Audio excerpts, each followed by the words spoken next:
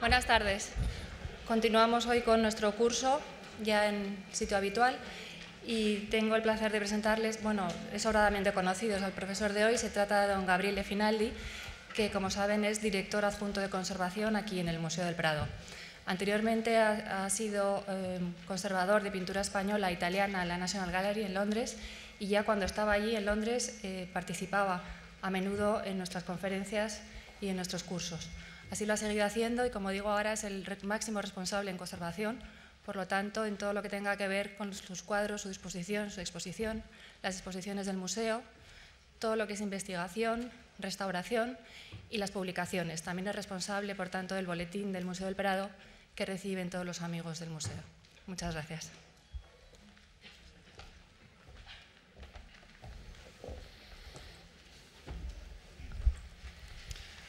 Buenas tardes a todo el mundo. Gracias por la invitación, Nuria, a participar en este ciclo de conferencias. He querido dar un poco una visión personal de parte de la colección del museo. Entonces, a continuación verán obras que conocen y seguramente algunas que no conocen, obras del Museo del Prado que algunos de ellos pues, no han estado expuestos en el museo desde hace ya bastante tiempo, pero precisamente con la ampliación que hemos podido inaugurar hace unos meses, poquito a poco iremos recuperando espacios en el antiguo edificio de Villanueva, y de esta forma podremos ver a lo largo de los próximos 2 años aproximadamente los beneficios que nos trae el edificio Villanueva de la ampliación, es decir, espacios que en Villanueva han estado ocupados hasta muy recientemente con talleres de restauración o espacios de almacén de obra, etcétera, se han ido liberando y poquito a poco lo iremos recuperando, y de esta forma pues podremos ir enseñando más obras de la colección permanente. Efectivamente, la ampliación la podemos ver ahora mismo en el edificio físico, etcétera, pero con el tiempo iremos viendo también las consecuencias de la ampliación sobre el edificio Villanueva. Realmente mi área de especialización siempre ha sido la pintura italiana del siglo XVII, por tanto me voy a centrar fundamentalmente sobre pintores del siglo de Caravaggio. En el título he puesto esta expresión, Pittori e Valentuomini. Valentuomini es una frase que utiliza, es un vocábulo que utiliza el mismo Caravaggio en el famoso caso del 1603 delante de los tribunales del gobernatore civil de Roma, en el que él se refiere a los artistas que él admiraba, y los buenos pintores pues le llama valentuomini, es decir, personas con valor, personas con valentía, y ahí se refiere a varios artistas entre sus contemporáneos, muy notablemente, por ejemplo, a Annibale Carracci, que junto con Caravaggio es quizás el artista más importante en la Roma de 1600, o por lo menos los dos artistas, Caravaggio y Annibale Carracci, son los que, decimos, están haciendo los pasos hacia las novedades artísticas más interesantes. Y efectivamente empezamos con un cuadro muy conocido por todos ustedes seguramente, que en cierto sentido nos abre al nuevo siglo, el nuevo siglo XVII, el siglo de la gran pintura, el siglo de Rubens, el siglo de Caravaggio, el siglo de Guido Reni, el siglo de Rembrandt también. Y nuestro cuadro, David con la cabeza de Goliat, es un cuadro que precisamente se suele fechar alrededor de 1600, es decir, justo entrando en este nuevo siglo que va a ser tan importante para todo el desarrollo de la pintura. Es un cuadro bastante curioso, en el sentido que algunos especialistas le han descolocado un poco, y no siempre en el pasado ha sido aceptado como obra de Caravaggio. También por el poco conocimiento que tenían los especialistas de las colecciones españolas, y una tendencia a disminuir lo que pueden ser la importancia, la que puede ser la importancia de las obras del Museo del Prado respecto a las otras grandes colecciones europeas que eran más conocidas, más estudiadas. Pero realmente a partir de mitad del siglo XX, sobre todo con los trabajos de Sir Denis Mahon, el gran experto inglés en pintura caravaggesca, y al mismo tiempo con las de Roberto Longhi, el gran crítico italiano, pues es un cuadro que encuentra su sitio en la bibliografía caravaggesca y se va conociendo y se va admirando siempre más. Caravaggio desde el principio, por lo menos desde el momento en que llegamos a conocerle, cuando es activo en Roma, se traslada desde su Lombardía nativa, se traslada a Roma a principios de los años 90 y, decimos, empieza como maestro independiente a partir de la mitad de esta década. Vemos un artista con un gran poder de invención, un artista que quiere crear un impacto en el espectador con la forma en que va interpretando temas tradicionales.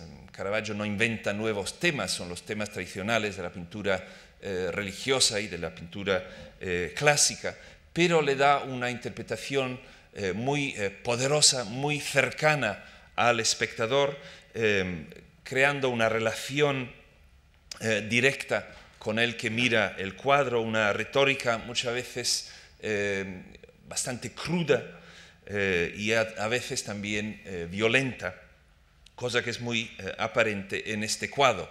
El tema, como he dicho, es un tema absolutamente tradicional, pero Caravaggio le da una interpretación siempre con algo de novedoso, algo de interesante. En este caso no está a punto de cortarle la cabeza, que es como normalmente se representa este tema, sino la cabeza del gigante ya está cortada y está con una cuerda, le está cogiendo el pelo para poder levantarlo y llevarla en triunfo por las calles, osannado por la gente que lo va a ver.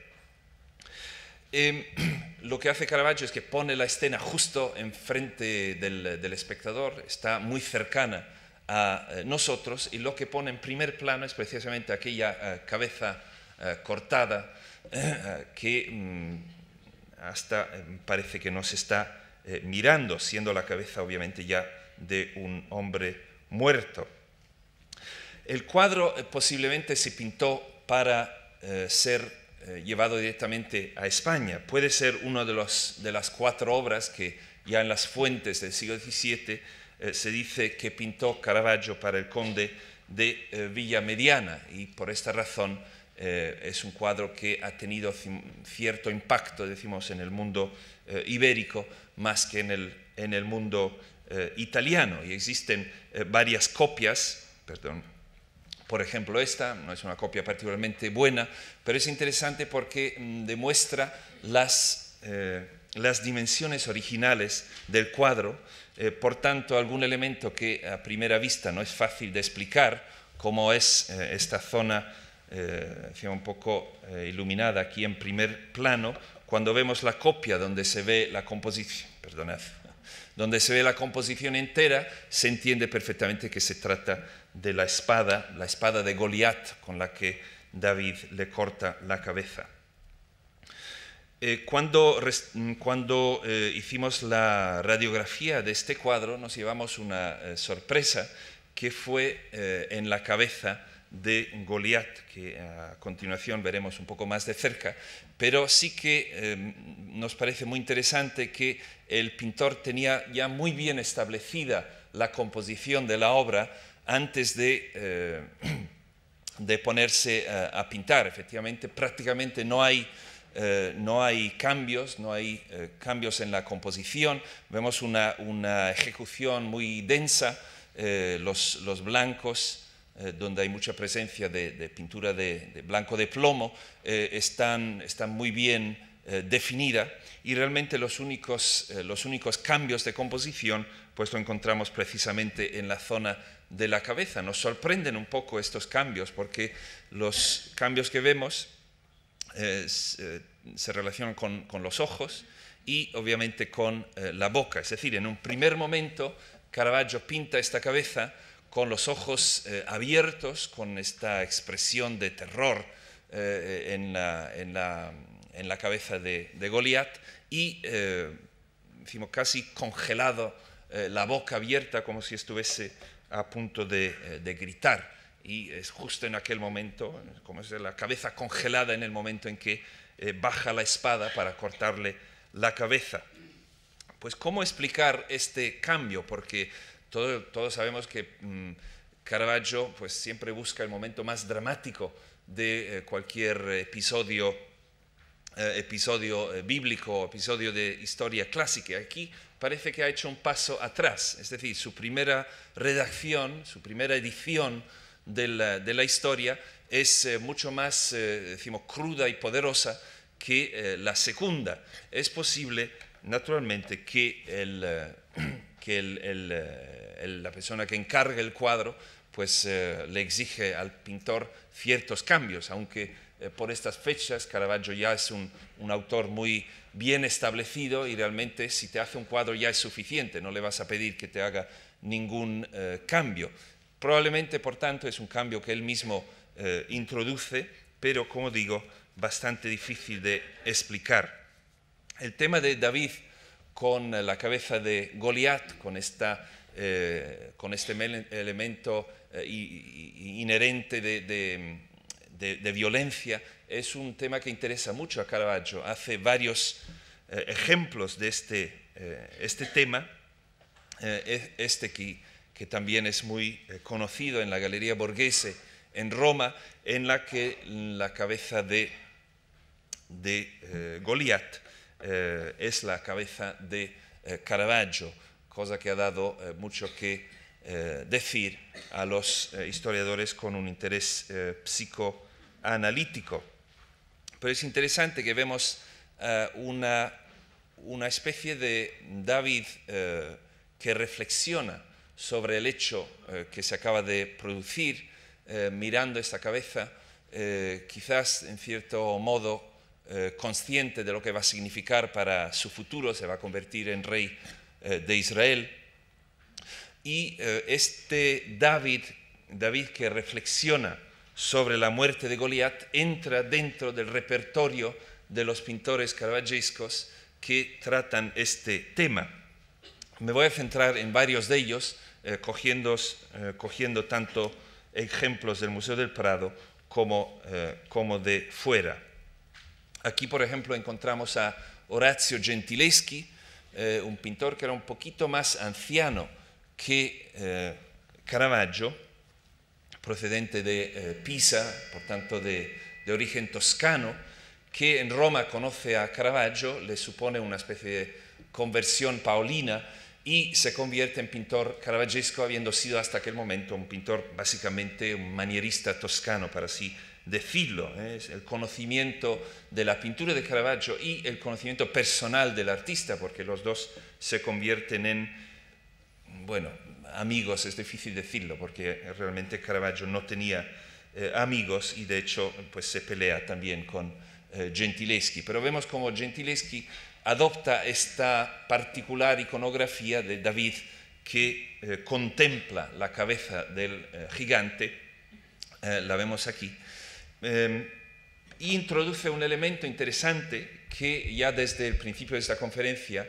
nos introduce a lo adaptable que es el caravaggismo. El caravaggismo es un estilo, una forma de acercarse a la realidad a través de la pintura que permite un abanico grande de expresión. Y aquí, por ejemplo, este micrófono está silbando un poquito. Sí, gracias.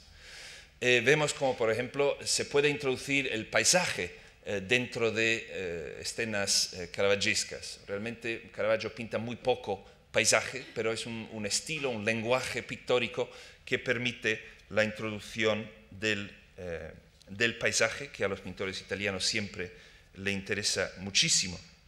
Tratándonos siempre del mismo pintor, nos encontramos con un cuadro también de Orazio Gentileschi, esta vez en Dublín. El cuadro anterior estaba en Berlín, pero aquí vemos quizás el momento justo anterior a la iconografía que utiliza Caravaggio en el Museo del Prado. Aquí está el joven David a punto de cortarle la cabeza.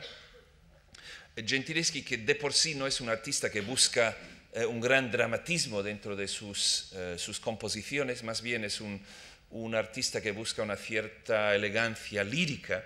En este caso, pues intenta introducir un elemento de gran dramatismo, quizás consiguiendo más bien dar una impresión más bien de elegancia ballética, más que de violencia dramática. Pero vemos también elementos claramente sacados, yo creo, de la composición del cuadro del Prado, como son la presencia de estas piedras en primer término y la relación de la figura de David, que siendo el más pequeño de la historia, pues consigue llenar todo el cuadro, y vemos esta relación entre la figura de David y estas piernas gigantescas que vemos detrás. También es un elemento que se puede ver en el cuadro de Caravaggio, hay que mirar bien porque es un cuadro bastante oscuro. Estamos a unos años más allá del cuadro de Caravaggio, probablemente ya a finales de la primera década del siglo XVII.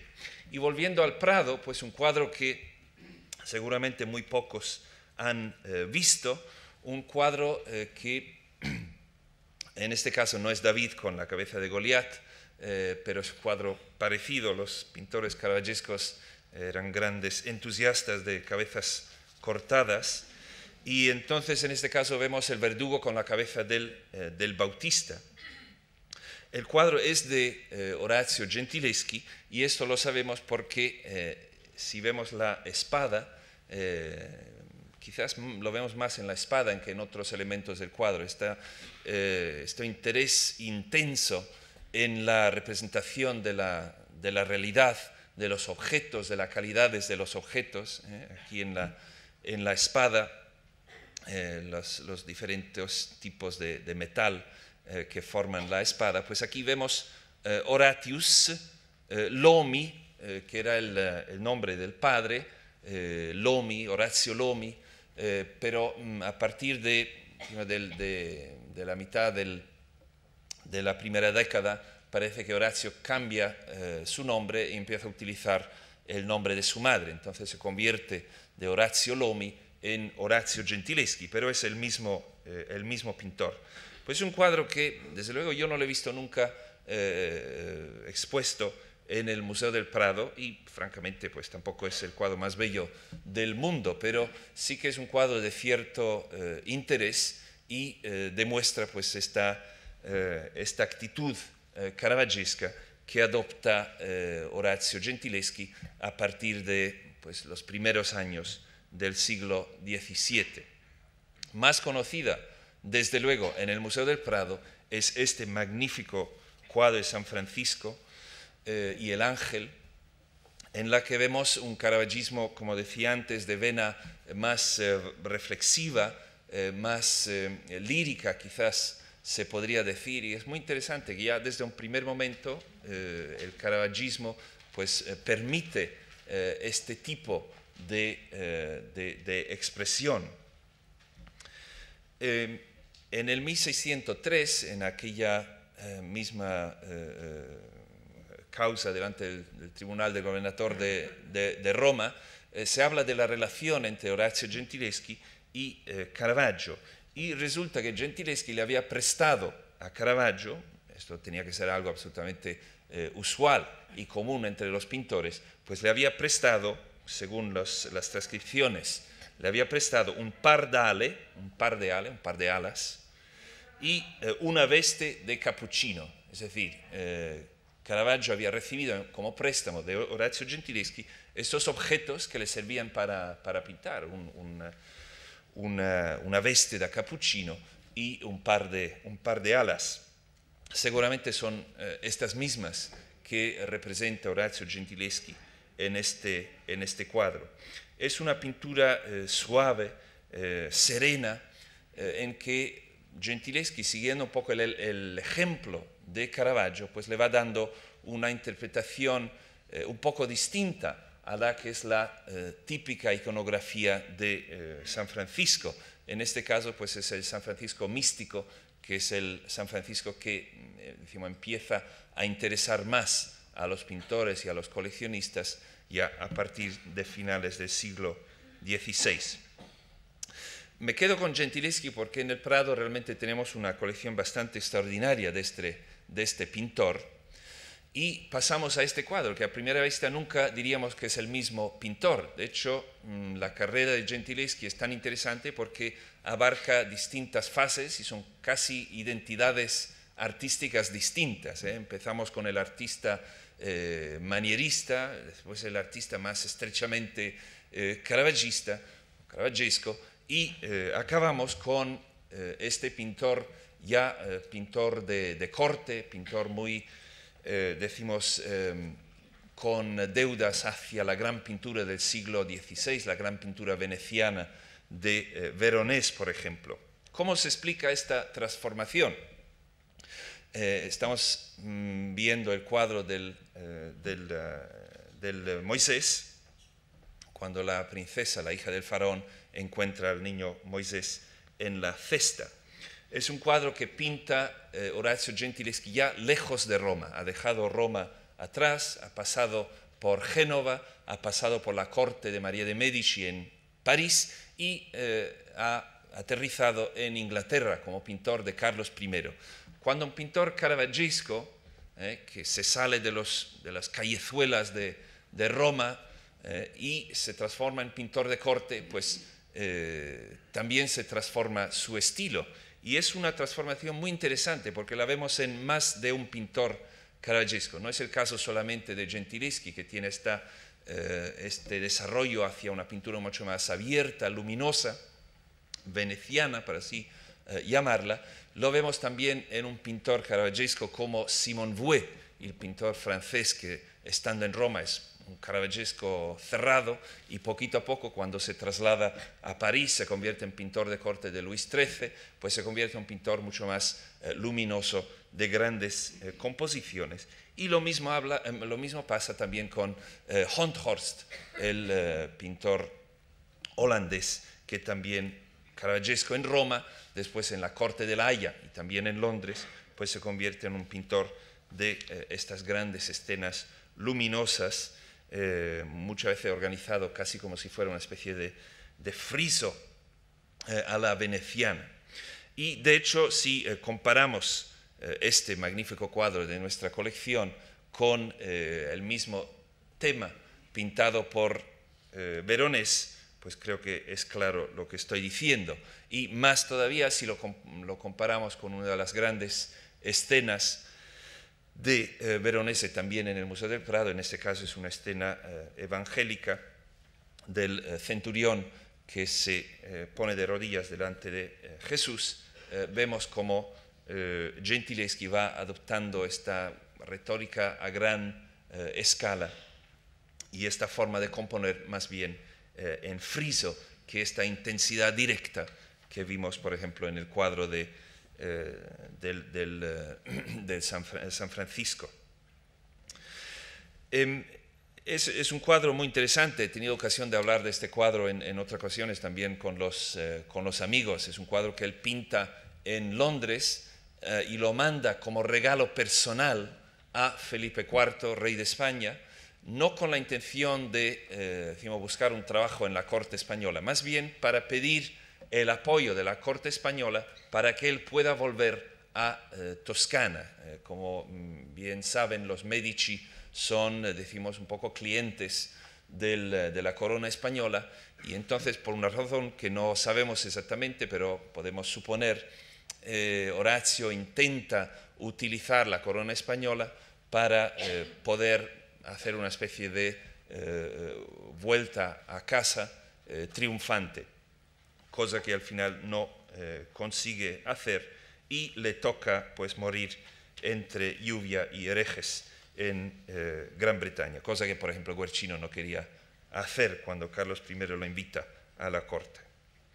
Siguiendo con este, decimos, estrecho círculo de pintores muy vinculados a la persona de Caravaggio, es decir, artistas que lo conocían, que lo habían tratado en Roma antes de que se trasladara a Nápoles después de haber cometido aquel célebre asesinio. Nos encontramos con Cecco del Caravaggio. Como dice su nombre, es un artista estrechamente vinculado a Michelangelo Merisi da Caravaggio. Se trata precisamente de este pintor Francesco Boneri, lo hemos podido identificar en los últimos años. Francesco Boneri, conocido como Cecco, Francesco Cecco del Caravaggio, porque seguramente es aquel sirviente, modelo, compañero de Caravaggio que menciona una de las fuentes más antiguas que habla de Caravaggio, son las observaciones de Giulio Mancini, escritas en 1620 más o menos. Pues en el Museo del Prado tenemos este cuadro, forma pareja con un cuadro que se encuentra en patrimonio nacional. Es un cuadro en que tiene un peso específico grande, decimos la representación real y convincente de objetos, las calidades de las telas, las plumas de los pichones, etc., pero que quizás tenga también alguna interpretación alegórica que damos un paso más, es decir, el caravaggismo realista también se presta a interpretaciones alegóricas, aunque en este caso no está exactamente claro de qué habla este cuadro. Los caravaggescos, los pintores caravaggescos o caravaggistas, llegan también a recibir encargos públicos, es decir, obras para altares, para los altares de Roma y de otras ciudades, y naturalmente ven que tienen que adaptar un poco su estilo, porque el estilo tenebrista plantea dificultades de lectura a cierta distancia. Las iglesias de Roma son grandes, cada artista quiere que su obra se vea y se entienda, por tanto se introducen ciertas aperturas a nivel de color y de palette en las obras de los caravaggistas. Y aquí vemos a Cecco del Caravaggio, otra vez, un cuadro del Museo del Prado, una reciente adquisición. Fue una de las obras que se compraron con el legado Villa Escusa a principios de los 90. Es un cuadro seguramente que procede de una capilla, probablemente una capilla romana, que muestra a Sant'Úrsula, la vemos aquí en primer término. Es un santo apóstol, no sabemos si es Santiago o otro apóstol, y aquí el ángel de la guardia con el alma cristiana, este niño desnudo. Muchas veces los cuadros nos plantean problemas de interpretación bastante grandes. No sabemos realmente si esto es parte de un retablo o si a lo mejor formaba un lateral, es decir, un cuadro que decoraba una pared lateral, y esta indicación del ángel que quizás está dirigiendo la atención del alma cristiana hacia una virgen o hacia un Cristo en la cruz. Pero con este cuadro pues llegamos a tener dos cuadros de Cecco del Caravaggio, un pintor del que realmente se conocen pues quizás 2 docenas de obras, no más. Y quedándonos en este círculo estrecho de Caravaggio y siguiendo, decimos, en los almacenes del Museo del Prado, nos encontramos con otro pintor que también tuvo una relación personal con Caravaggio, que es Bartolomeo Manfredi. Manfredi procede de Mantua, por tanto también es lombardo, nace en el 1582 y se suele identificar como aquel Bartolomeo servitore del detto Caravaggio que también se menciona en las transcripciones de los sucesos del tribunal en 1603, cuando a Caravaggio y a alguno de sus compañeros pues se le acusa de haber deshonrado a un pintor que se llama Baglioni. Es un cuadro donde otra vez aparece una cabeza cortada para quedarnos en el tema, pero en este caso no es David y Goliat, obviamente, es el verdugo con la cabeza del Bautista, en que decimos esta retórica muy directa, en que el espectador se ve implicado en la narración, se convierte en un elemento identificatorio de los pintores caravaggescos. De hecho, desde muy pronto, en el siglo XVII, para describir este tipo de pintura, más de hablar de pintura caravaggesca, se habla de una cosa que se llama el Manfrediana Methodus, es decir, el método de Bartolomeo Manfredi, refiriéndose tanto a los tipos de temas que tratan los pintores caravaggescos de las primeras 2 décadas del siglo, como también de la forma en que representan sus temas. Caravaggio naturalmente sigue siendo una referencia fundamental para todo tipo de artista al principio del siglo XVII, hasta un artista que diríamos es completamente antitético a Caravaggio, pues pasa su fase caravaggesca, que es, por ejemplo, Guidorini. No vamos a hablar de él porque quiero hablar un poco más de Giuseppe de Ribera, pintor valenciano, afincado primero en Roma y después en Nápoles, que se convierte desde luego en uno de sus seguidores más importantes. Ribera no formaría parte de este primer círculo que he mencionado porque no creemos que en ningún momento Ribera llegara a conocer Caravaggio personalmente, pero viendo sus obras y quizás sobre todo las obras napolitanas, es decir, las obras ya últimas de Caravaggio, pues desarrolla un vocabulario caravaggesco muy suyo. Este es el San Jerónimo de Caravaggio en la colección Borghese y lo comparamos con este cuadro, es el San Jerónimo reflexionando, el San Jerónimo estudioso, trabajando la traducción de las escrituras. Este es un cuadro que apareció justo en el momento en que en el Museo del Prado celebramos aquella gran exposición sobre Ribera a principios de los años 90, y es un cuadro que sorprendió un poco porque no parecía lo típico de Ribera, el tema sí, por supuesto, pero la factura, es decir, la forma en que estaba pintada, no parecía del todo característica, pero este cuadro tenía una firma de Caravaggio, la firma parecía absolutamente auténtica, por tanto, algunos especialistas rápidamente lo aceptaron, otros especialistas eran un poco más recios a aceptar la atribución. Lo enseño ahora porque nos vendrá muy bien para algo que quiero explicar dentro de un momento. Y aquí también vemos otra vez con Caravaggio, en este caso el cuadro de Montserrat en Barcelona, un cuadro que tuvimos aquí en el museo hace poco tiempo, lo restauramos y lo expusimos un tiempo, magnífico Caravaggio tardío ya de la época napolitana, de final de su vida, en la que no es ya el San Jerónimo estudioso, sino más bien el San Jerónimo penitente. De hecho, tiene en mano una piedra un poco difícil de ver, con la que se golpea el pecho.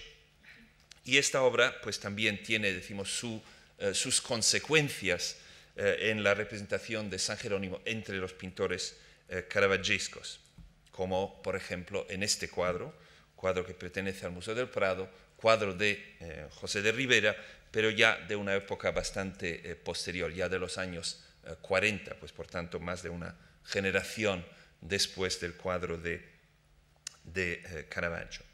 Pero volviendo a este cuadro, nos interesa mucho porque nos introduce a quizás uno de los problemas más interesantes en este momento de los estudios caravaggescos. La firma aparecía en la zona baja aquí, no es muy visible, pero se encuentra en la zona del libro, aquí. Y este cuadro pues, resultó tener un interés muy grande porque la forma en que estaba pintado era muy parecido a este pintor. Ahora veremos algún detalle que lo explica mejor. Pero este pintor anónimo, pintor caravaggesco, pero anónimo, que tenía un grupo de obras que los críticos de arte habían reunido alrededor de este cuadro y que por el nombre de este cuadro se había convertido en un pintor que denominábamos como el maestro del juicio de Salomón. Un pintor anónimo, pintor de cierta calidad, reconocible en sus elementos estilísticos, y por tanto se crea un grupo de obras que se atribuyen a este pintor anónimo, maestro del juicio de Salomón. Un pintor que los especialistas pensaban más bien probablemente era francés, más que italiano o de otra parte de Europa. Entonces, por una parte tenemos Ribera y por otra parte tenemos el maestro del juicio de Salomón.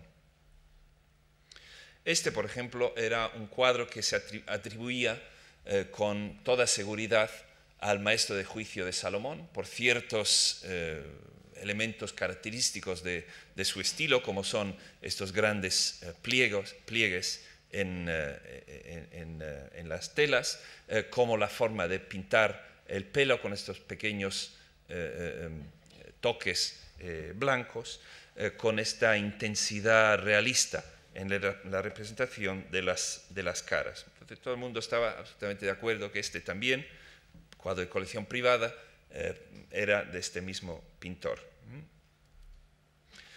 Y el Museo del Prado hace unos años compra este cuadro que aparece en una subasta en Nueva York como atribuido a Ribera. Cierto desconcierto con la atribución del cuadro, porque el que ve este cuadro y conoce las obras del maestro del juicio de Salomón dice, pues esto es claramente un cuadro del maestro del juicio de Salomón.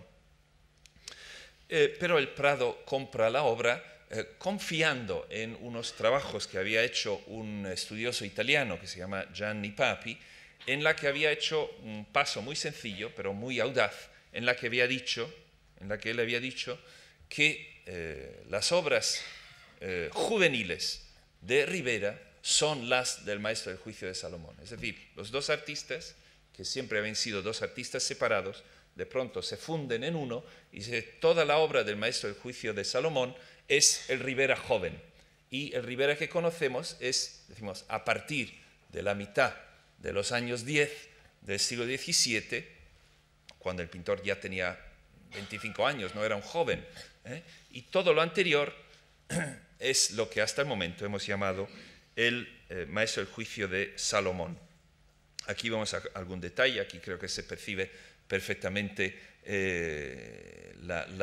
lo parecido que son estos detalles a lo que hemos visto antes, por ejemplo, en el San Pedro y San Pablo, y también en el mismo cuadro del juicio de Salomón. Y aquí una comparación muy interesante, porque aquí tenemos una cabeza que procede de la resurrección de Lázaro, que el Prado acaba de comprar.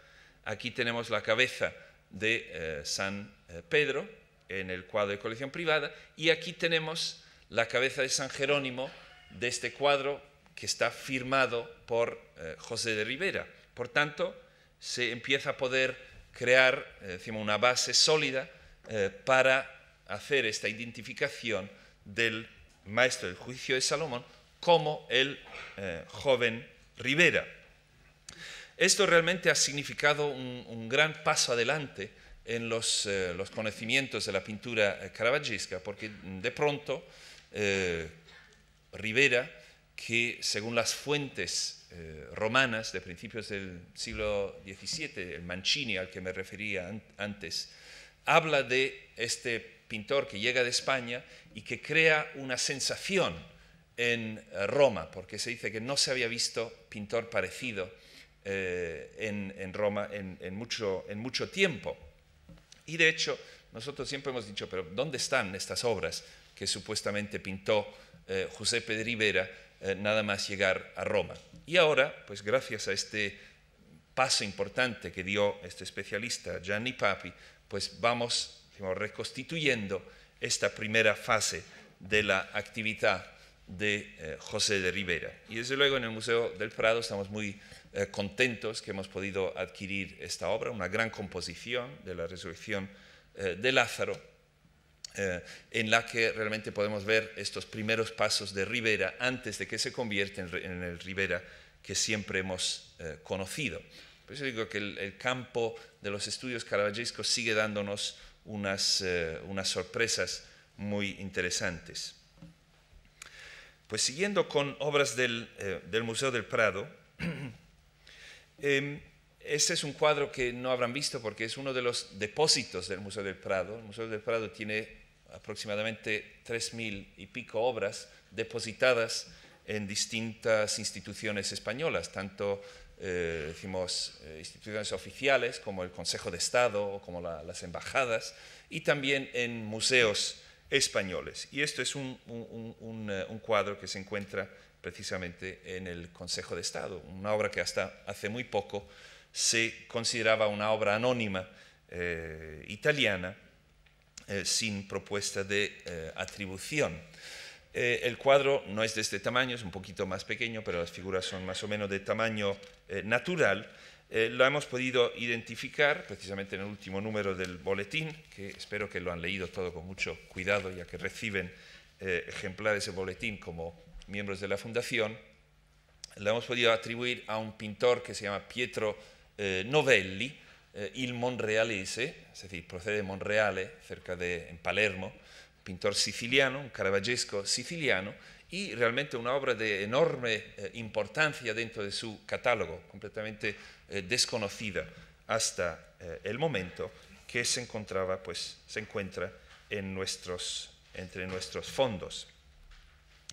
La composición es bastante curiosa porque acabamos de ver la resurrección de Lázaro de de Ribera, que está organizado en sentido horizontal. Hacerla en sentido vertical es bastante atrevido. Lo hace Novelli en el cuadro de la izquierda, y yo he propuesto que a lo mejor se ve fijado en el cuadro que ven a la derecha, que es un cuadro de un pintor que se llama Alessandro Turchi, un pintor que procede de Verona, pero es activo en Roma a partir de los años 10 hasta su muerte en los años 50. Y él hace este cuadrito, porque es un cuadro muy pequeñito, es un cuadro pintado sobre pizarra, en que representa la resurrección de Lázaro en sentido vertical. Lo interesante es que este cuadro está en la colección del cardenal Borghese, Scipione Borghese, cuya galería es abierta a los artistas. Por tanto, es perfectamente posible que Pietro Novelli, que por estos años está en Roma, accede a la colección de Scipione Borghese, conoce este cuadro o algún cuadro parecido y tiene la idea de hacer su composición de esta forma. Turchi es un artista que nos interesa mucho en estos meses en el Museo del Prado porque un descubrimiento de cierto interés que hemos presentado en la exposición de Velázquez, a continuación lo explicaré, pero es un pintor que cobra cierto protagonismo ahora mismo. En el Museo del Prado siempre conocíamos este cuadro, un gran cuadro de la huida a Egipto, de Alessandro Turchi, cuadro que compró Carlos IV cuando estaba en el exilio en Roma, y lo compra de una iglesia en Roma, donde era una obra muy famosa, la iglesia de San Romualdo. Y lo interesante es que en este caso vemos a un pintor básicamente de formación veneciana, muy vinculada a Veronese en un primer momento, pero también muy clasicista, muy vinculado al mundo boloñés de Domenichino, por ejemplo, que también es capaz de incorporar elementos caravaggescos dentro de su composición, que son esta composición bastante cerrada, muy cercana espacialmente al espectador, con un gran énfasis sobre la representación convincente de materias distintas, de telas, etc. Pero al mismo tiempo con este conocimiento y este deseo de hacer referencia al mundo clásico. De hecho, si miran este ángel, el ángel que él está dirigiendo a la Sagrada Familia hacia Egipto, es claramente el Apolo Belvedere transformado en ángel. A pesar de que las fuentes francesas, sobre todo del siglo XVII, decían que Turki había pintado muchos cuadros para España, hasta el momento no conocíamos absolutamente ninguno. Como les he dicho, este es un cuadro que entra en la colección real española ya en el siglo XIX, estando Carlos IV en Roma. Pero hemos podido identificar un grupo de obras que también estaban en almacén en el Museo del Prado, que son claramente obra de Alessandro Turchi. Se trata de una serie de la vida de la Virgen, que ven aquí el nacimiento de la Virgen. Me parece que es bastante patente la relación con este cuadro, tanto en su cromatismo como en su forma de componer. Otra escena que es la Asunción de la Virgen, que cerraría este grupo de obras sobre la vida de la Virgen. Pero ¿cuál fue nuestra sorpresa cuando nos dimos cuenta que el famoso cuadro de Velázquez de la coronación de la Virgen era el cuadro que cerraba este ciclo pintado por este pintor italiano, Alessandro Turchi? Investigando sobre este tema, pues descubrimos que efectivamente el cardenal Borja, embajador de Felipe IV en Roma, encarga a Alessandro Turchi un grupo de obras para el oratorio de la reina Isabel de Borbón, en el antiguo Alcázar de Madrid. Le encarga una serie de escenas de la vida de la Virgen y por alguna razón, que todavía no conocemos, cuando llega esta serie, pues Velázquez la completa con la coronación de la Virgen. De hecho, aquí podemos ver la serie entera tal y como la conocemos. Eran 9 cuadros los de Turchi, pero hoy en día solamente hay 5, 4 se han perdido. Entonces sería el nacimiento de la Virgen, la Anunciación, la Visitación, la presentación en el templo, la Asunción de la Virgen y Velázquez, que cierra el ciclo con la coronación de la Virgen. El cuadro de Velázquez, de hecho, siempre nos ha parecido un tanto curioso dentro de la producción de Velázquez mismo, porque Velázquez casi nunca pinta figuras que no son tamaño natural, y de hecho en este caso pues las figuras son como el 60% de tamaño natural. Las dimensiones de la tela son exactamente idénticas a esta serie de Alessandro Turchi. Lo que está perfectamente claro es que delante de Velázquez, y esto le pasa con cualquiera, Turchi se convierte en un enano, pero esto lo hace con todo el mundo. Turchi es un caso muy interesante para esta última parte de la conferencia, porque se especializa en pinturas sobre pizarra, sobre estos materiales un poco curiosos. Y quiero dedicar esa última parte de la conferencia a pinturas en las colecciones del Prado del siglo de Caravaggio sobre soportes un poco particulares. Es un cuadro que también se encuentra en la Galería Borghese en Roma. Es un cuadro muy pequeño, quizás de estas dimensiones, que representa la piedad con ángeles, pero está pintada sobre pizarra. Pizarra, como bien saben, es una piedra negra y el truco está obviamente en escoger un tema en que el fondo negro del soporte pueda formar parte de la composición misma. Por tanto, pinturas sobre pizarra en muchos casos son escenas nocturnas. Es una escena nocturna, aquí está el ángel con la antorcha.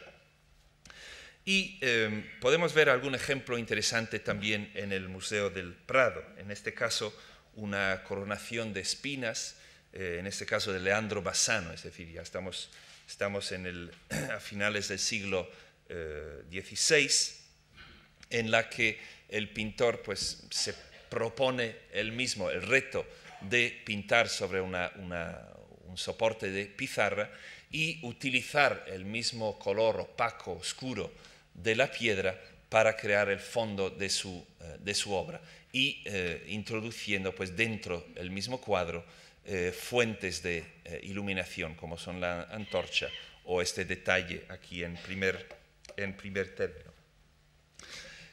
A finales del siglo XVI, cuando decimos, ya está bien establecido en Italia la figura del coleccionista, el que encarga a los artistas obras para su galería personal, no para una iglesia o para un lugar público, sino para poder tener expuesto en su propio domicilio, pues va creando nuevos tipos de pintura, una categoría de pintura exquisita, muchas veces de pequeña escala, pintura para coleccionistas, en que pues se admiraba la extraordinaria habilidad, la invención, el virtuosismo del pintor, y en que se hacían lo que normalmente serían grandes composiciones, pero en pequeño tamaño, cuadros que se podían coger de la pared, que se podían pasar de mano en mano a un grupo de virtuosi, de admiradores de la pintura,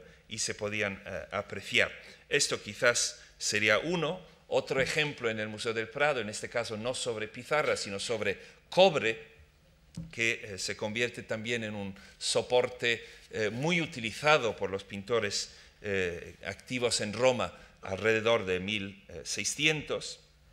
En este caso, Giovanni Battista Crespi, un pintor que se llama más conocido con el nombre de Cerano, que en pequeña escala, porque realmente se trata de un cuadro que son 40 centímetros por 30, hace una composición de enorme dinamismo, con un refinamiento extraordinario de ejecución, en que incluye pues, esta aparición angélica, pues, paisajes, animales, agua, es decir, hace todo un mundo en un pequeño cuadro para ser visto desde cerca y para ser naturalmente admirado. De hecho, el cobre se convierte en un soporte muy utilizado porque precisamente permite, decimos, este nivel de acabado, esta superficie lisa. Obviamente cuando empujas el pincel contra el cobre es muy distinto que empujar el pincel contra de una tela, por ejemplo, ¿no? Y vemos otros pintores más bien acostumbrados a trabajar en gran escala, como puede ser Guido Reni, que aquí en dos cuadros minúsculos, también de nuestra colección, pinta Santa Polonia en oración. El cuadro son 28 centímetros de alto, también sobre cobre, y aquí pues su martirio. De hecho, el cobre presenta algunos problemas de conservación porque la capa pictórica no siempre no adhiere bien a esta superficie, y de hecho vemos que aquí pues hay trocitos que se han caído.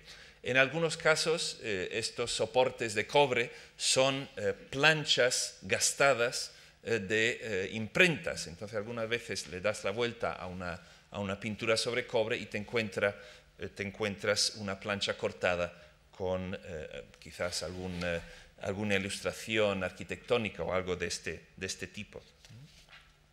Otro ejemplo, que estos cuadros sí que estuvieron expuestos durante un periodo, hace un par de años, y también de un pintor prácticamente desconocido, también del Museo del Prado, también sobre cobre, que se llama, lo sabemos por la firma, Pietro de Lignis, en latín, Pierre Dubois sería su nombre verdadero, Fiamengo en Roma, dice la firma, 1616, un pintor que otra vez hace una gran composición en pequeña escala. En Roma hay que tener en cuenta que había muchísimos pintores y los encargos eran relativamente limitados, por tanto hay todo un fermento de pintura sobre pequeña escala, más asequible para los coleccionistas, y donde los artistas recién llegados de fuera pueden dar muestra de sus habilidades, y efectivamente es un magnífico cuadro con ecos de Elsheimer y de Rubens también. Y pasando otra vez a pintura sobre piedra, este cuadro no está en el Museo del Prado, pero es un ejemplo muy interesante para introducirnos a la pintura sobre piedra, no ya pizarra en este caso, sino sobre piedra semipreciosa. En este caso se trata de lapislázuli. El lapislázuli, que es una materia que se utiliza para pintar, es decir, se utiliza la piedra y con esto se hace el pigmento azul ultramarino, pero en este caso ha sido utilizado como soporte para ese cuadro, obra de un pintor francés que se llama Jacques Stella, un pintor más bien especializado en pintura sobre en pequeña escala, que trabaja para Luis XIII, es amigo de Poussin, y a su vuelta a Francia pues se incorpora a la corte, y efectivamente aquí vemos Luis XIII en esta especie de carro triunfal, ganando a sus enemigos. Es la retórica típica del retrato real. Pero lo que es realmente interesante es cómo ha incorporado el color de la piedra dentro de la composición. Aquí obviamente funciona como el cielo que está detrás de la escena, pero en este caso pues es el color del manto que tiene el pintor, y aquí abajo pues es el color del agua que está saliendo de este vaso. Por tanto, vemos como lo que es admirable dentro de este cuadro no solamente es la ejecución en sí, sino la forma en que el artista incorpora las características específicas de la piedra. Eso es un ejemplo nuestro, muy malo en comparación.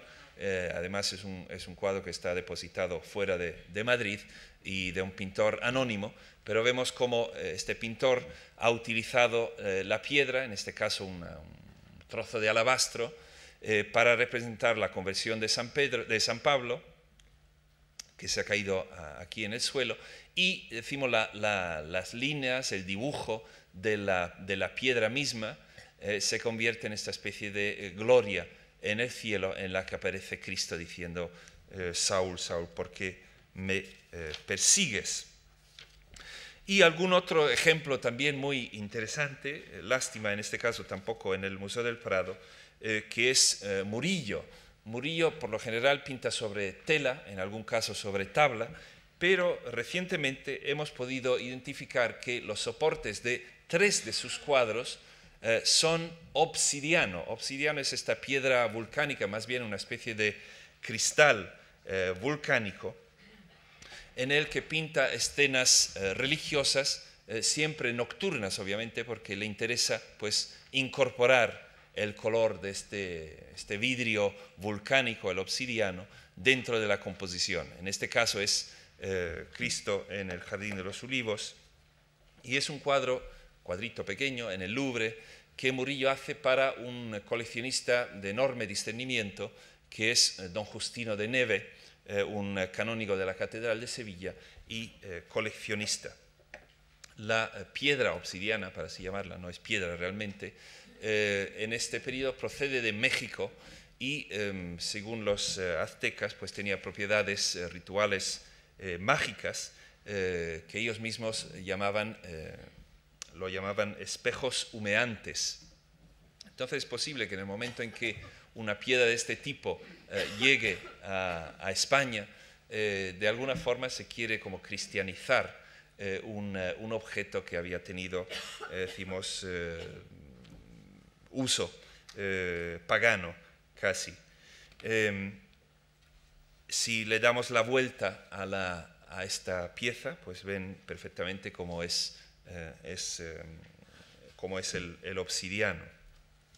Y quisiera terminar esta conferencia con un cuadro que a partir de la semana que viene podrán ver en sala, que quizás es uno de los ejemplos más brillantes de la pintura sobre piedra, y se trata de Pietro da Cortona, pintor que nos lleva bastante lejos del caravaggismo con la que hemos empezado esta conferencia, el gran pintor del barroco romano ya a partir de los años 30, que pinta esta magnífica escena de la adoración de los pastores sobre una piedra que se llama la piedra venturina, una piedra que desde luego yo no he visto ningún otro ejemplo de pintura sobre esta piedra. El cuadro es muy pequeño, tendrá una altura de, pues no llegará a 60 centímetros.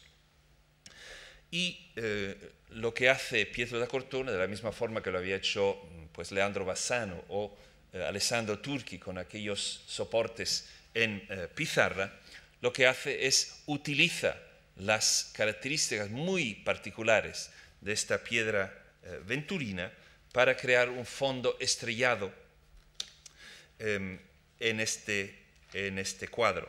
La composición es una que decimos, el artista había utilizado en algún cuadro anterior, en este caso un retablo que se encuentra en una iglesia en Aversa, al norte de Nápoles, o que los mismos seguidores de Cortona pues habían imitado. Ese es un cuadro de Ciro Ferri, en este caso sobre cobre, no está en el Museo del Prado. Pero volviendo al cuadro nuestro, se pueden ver estas características tan extraordinarias de esta piedra. Se llama piedra venturina porque procede de un lugar en Toscana que se llama Venturina precisamente, y es una variedad de cuarzo que se caracteriza por la presencia de inclusiones de mica que dan este efecto como dorado, ¿no? Entonces la idea es incorporar estos elementos a la composición y hacer esta especie de cielo brillante, estrellado, el cielo en que aparecieron los ángeles y invitaron a los pastores a acercarse a la gruta.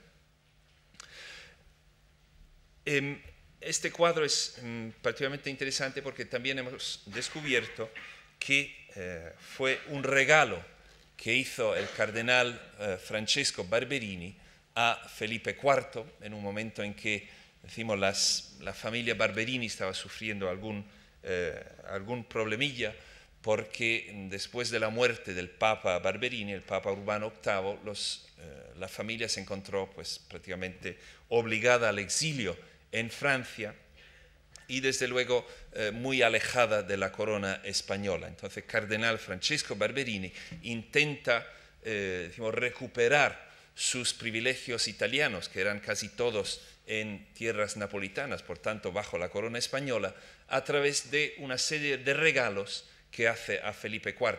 Como todos sabemos, la forma de conseguir lo que tú quieres del rey Felipe IV es haciéndole un regalo de una pintura o unas pinturas. Y entonces lo que hace el cardenal Francesco Barberini a través de su agente en Madrid hace este regalo al rey. Es decir, este cuadrito es un regalo pensado para convencer al rey que te tiene que volver a abrazar como primo y volver a darte todos los privilegios que habías perdido. Y realmente cuando se mira en detalle, pues es de una ejecución realmente extraordinaria. En este momento Pietro da Cortona es quizás el pintor más famoso en Roma. Ya Rubens ha muerto, Guido Reni ha muerto, Caravaggio murió hace tiempo y Cortona es sin lugar a dudas el pintor más importante del momento. Lo que también es muy interesante es que son distintos fragmentos de Venturina puesta como una especie de mosaico, y en las zonas, por ejemplo, yo creo que aquí se ve, ¿no? Esta zona de aquí, se ve muy bien delineado el fragmento. En este caso, ya que está completamente cubierto, podemos estar seguros que aquí no hay Venturina. Aquí está un trozo de pizarra. Donde está Venturina, al artista le interesa dejarlo a la vista, porque seguramente era una piedra de valor monetario seguramente bastante grande. Lo estamos estudiando y esperamos que en el boletín del año que viene publicaremos más en profundidad este cuadro. Les dejo con esta última imagen, que es una composición que hemos hecho en ordenador. Sabíamos que este cuadro tenía un marco hecho en plata y piedras duras y lapislázuli, No hemos encontrado este marco, se perdió seguramente ya en el siglo XVIII, ya no existía o se había quitado para ponerle otro. Y lo más parecido, pues tampoco es tan parecido, pero que puede dar una idea de la riqueza de este conjunto de pintura sobre Venturina de Pietro da Cortona, el gran artista del momento, y un magnífico marco con piedras duras, pues he querido hacer esta composición y hacer que esta fuera la última imagen de la conferencia. Ya estamos muy lejos de Caravaggio y del mundo de los primeros caravaggescos, pero mi intención, como dije al principio, era demostrar la riqueza de nuestras colecciones del siglo XVII y esto es solamente un aperitivo. Desde luego hay mucho más. Gracias por su atención.